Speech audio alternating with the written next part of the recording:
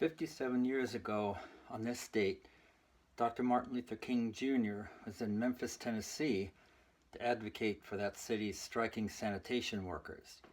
They had walked off the job a couple of months earlier to protest the low wages and the fact that Mayor Henry Loeb refused to negotiate with them or to recognize their union. So 57 years ago tonight, Dr. Martin Luther King Jr. gave what proved to be the last speech of his life, called the Mountaintop Speech. So I would like to recite part of it by memory to honor both Dr. King and the sanitation workers who were on strike.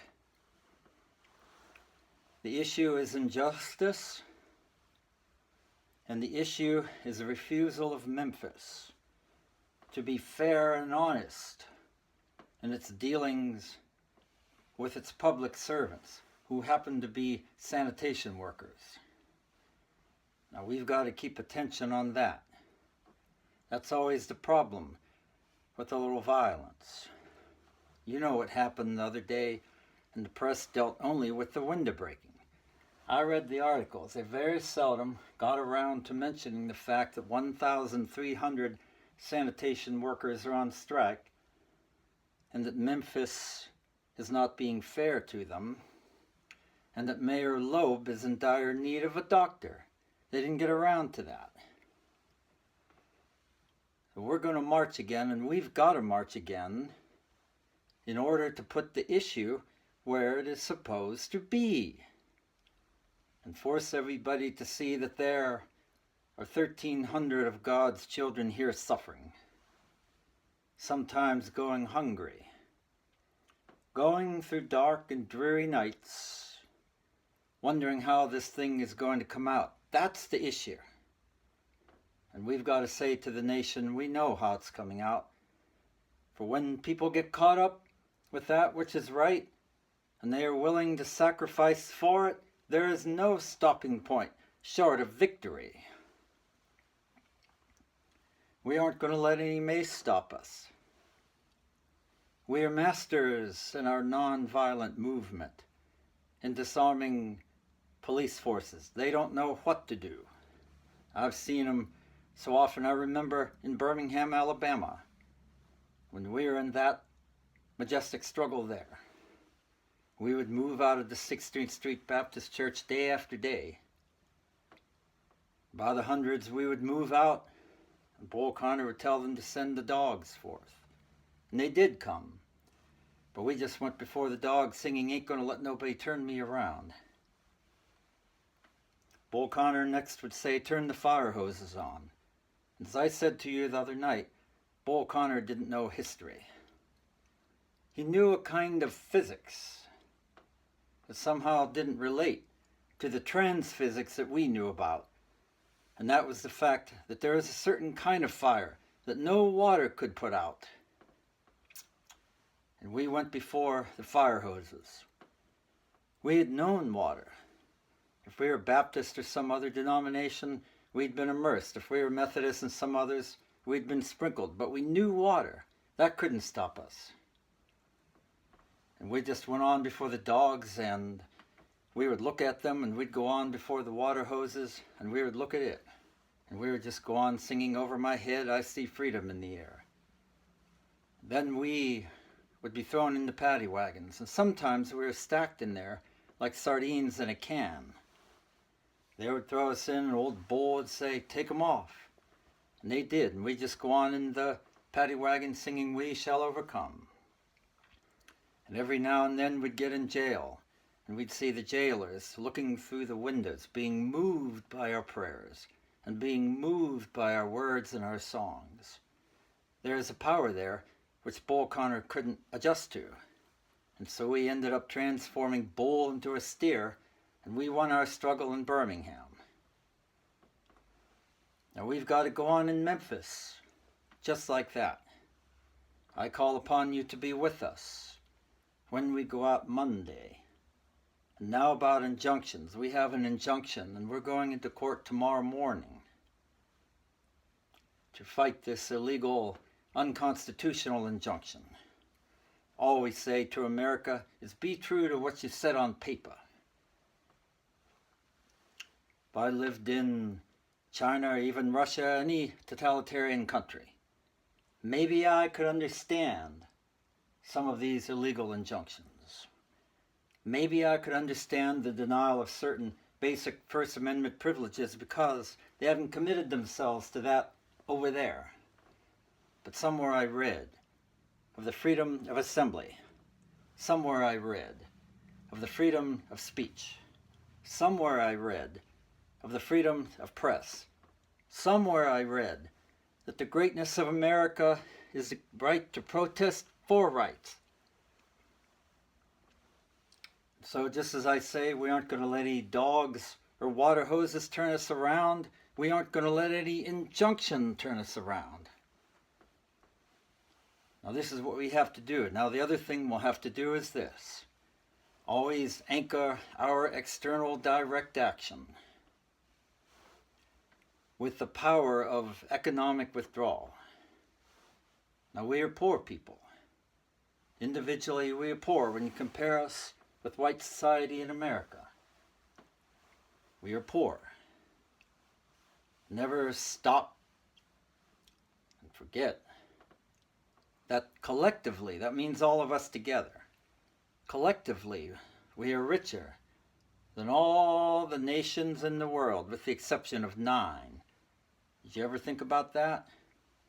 After you leave the United States, Soviet Russia, Great Britain, West Germany, France, and I could name the others, the American Negro collectively is richer than most nations of the world. We have an annual income of more than $30 billion a year, which is more than all of the exports of the United States and more than the national budget of Canada. Did you know that?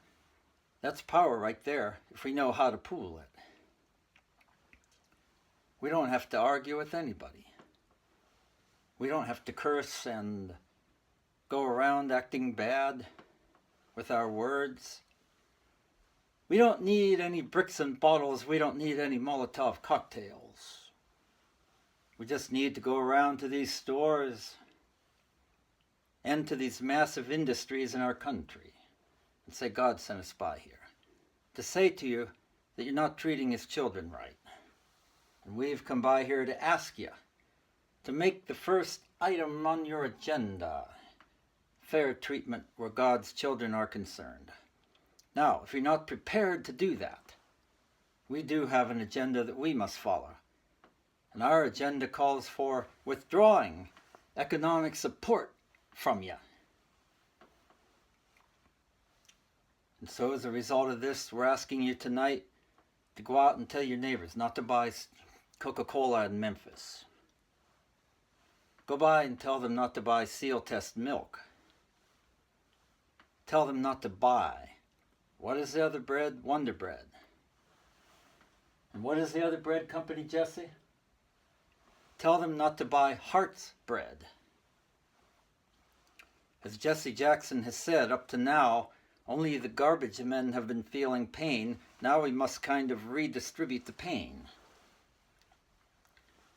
We are choosing these companies because they haven't been fair in their hiring policies.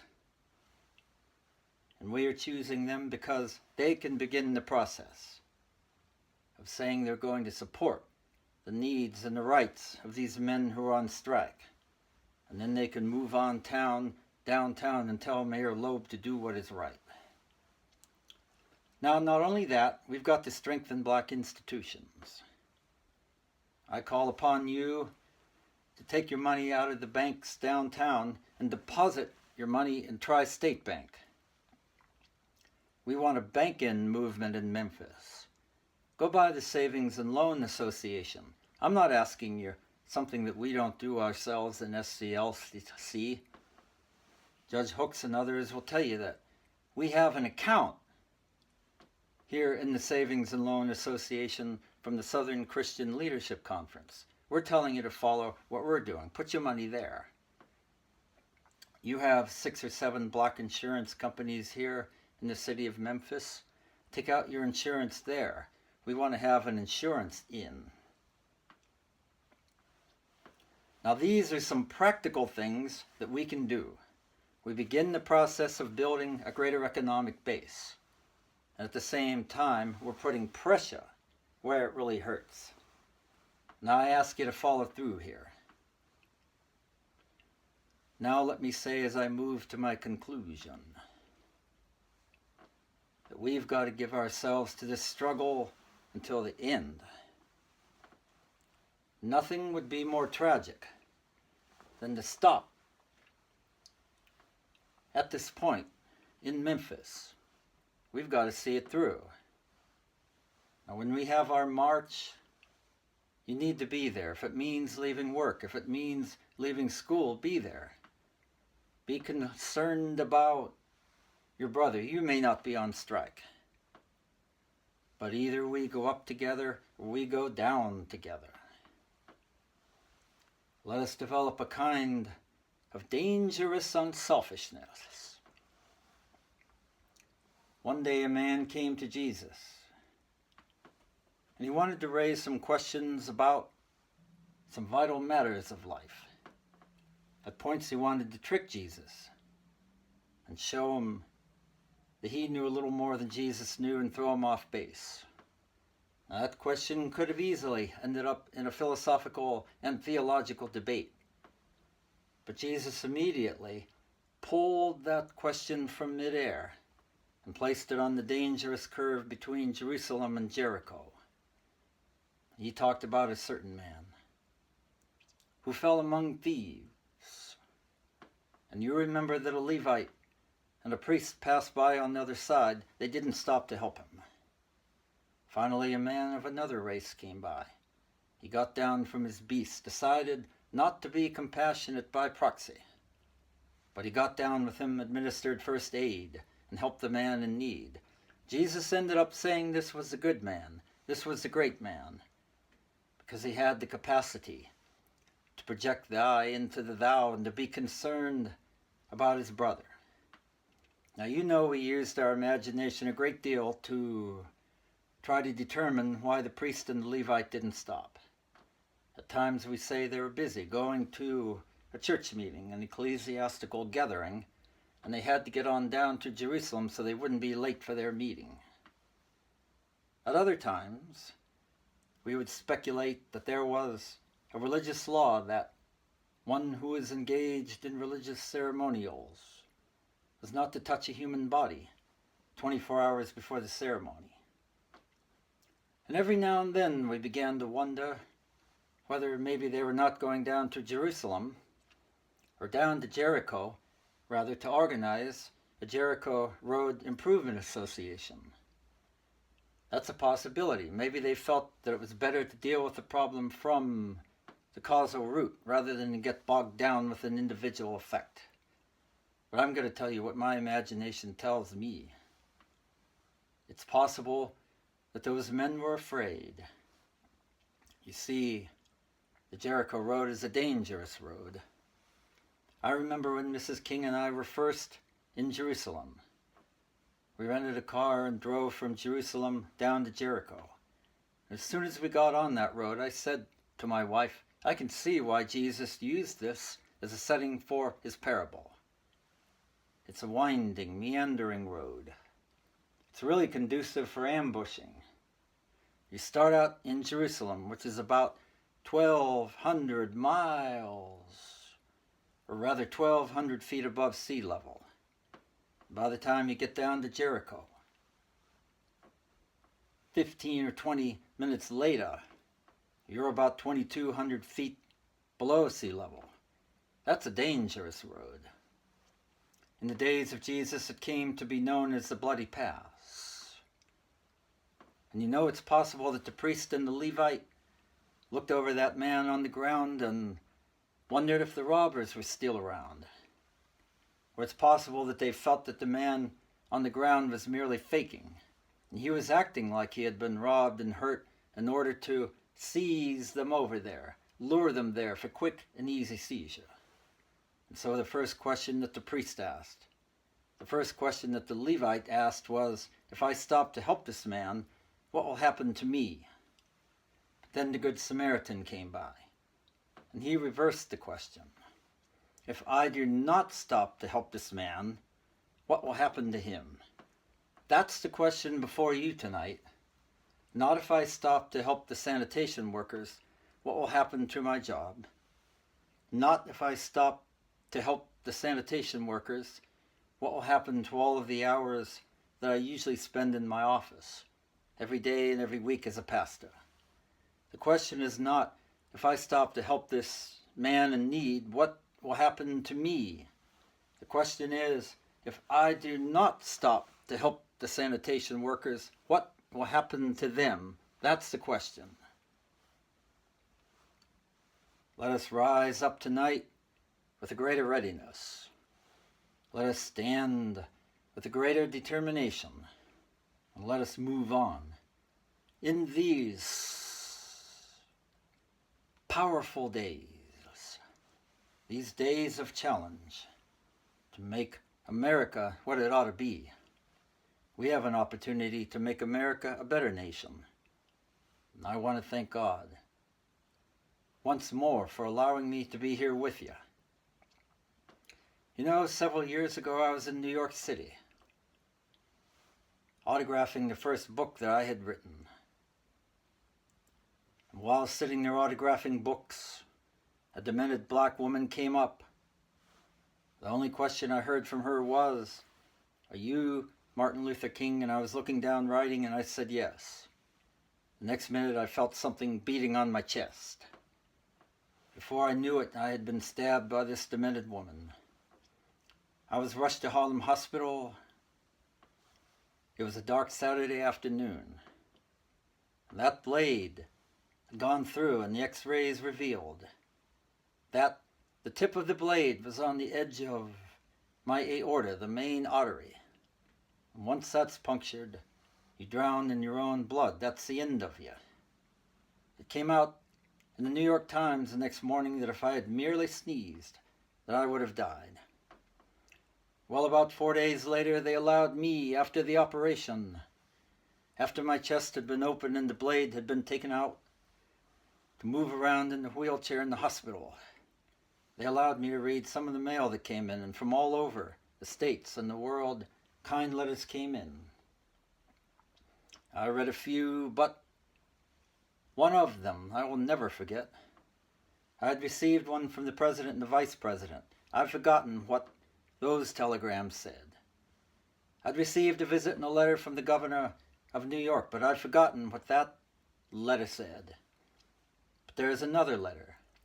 It came from a little girl, a young girl, who is a student at the White Plains High School. I looked at that letter and I'll never forget it. It said simply, "Dear Dr. King, I am a 9th grade student at the White Plains High School." She said, "While it should not matter, I would like to mention that I'm a white girl. I read in the paper of your misfortune and of your suffering. And I read that if you had sneezed that you would have died. And I'm simply writing you to say that I'm so happy that you didn't sneeze. And I want to say tonight that I too am happy that I didn't sneeze, because if I had sneezed, I wouldn't have been around here in 1960 when students all over the South started sitting in at lunch counters. And I knew that as they were sitting in, they were really standing up for the best in the American dream and taking the whole nation back to those great wells of democracy, which were dug deep by the founding fathers in the Declaration of Independence and the Constitution. If I had sneezed, I wouldn't have been around here in 1961 when we decided to take a ride for freedom and ended segregation in interstate travel. If I had sneezed, I wouldn't have been around here in 1962 when Negroes in Albany, Georgia decided to straighten their backs up. And whenever men and women straighten their backs up, they're going somewhere, because a man can't ride your back unless it is bent. If I had sneezed, I wouldn't have been here in 1963. The black people of Birmingham, Alabama, aroused the conscience of this nation and brought into being the Civil Rights Bill. if I had sneezed. I wouldn't have had a chance later that year in August to try to tell America about a dream that I had had if I had sneezed. I wouldn't have been down in Selma, Alabama to see the great movement there if I had sneezed. I wouldn't have been in Memphis to see a community rally around those brothers and sisters who were suffering. I'm so happy that I didn't sneeze. And they were telling me. Well, now it doesn't matter now. It really doesn't matter what happens now. I left Atlanta this morning, and as we got started on the plane, there were 6 of us. The pilot said over the public address system, "We're sorry for the delay, but we have Dr. Martin Luther King on the plane." And to be sure that all of the bags were checked, and to be sure that nothing would be wrong on the plane, we had to check out everything carefully, and we've had the plane protected and guarded all night. And then I got into Memphis, and some began to say the threats, or talk about the threats that were out, or what would happen to me from some of our sick white brothers. Well, I don't know what will happen now. We've got some difficult days ahead. But it really doesn't matter with me now, because I've been to the mountaintop. I don't mind. Like anybody, I would like to live a long life. Longevity has its place. But I'm not concerned about that now. I just want to do God's will. And He's allowed me to go up to the mountain. And I've looked over. And I've seen the promised land. I may not get there with you, but I want you to know tonight that we as a people will get to the promised land. So I'm happy tonight. I'm not worried about anything. I'm not fearing any man. Mine eyes have seen the glory of the coming of the Lord.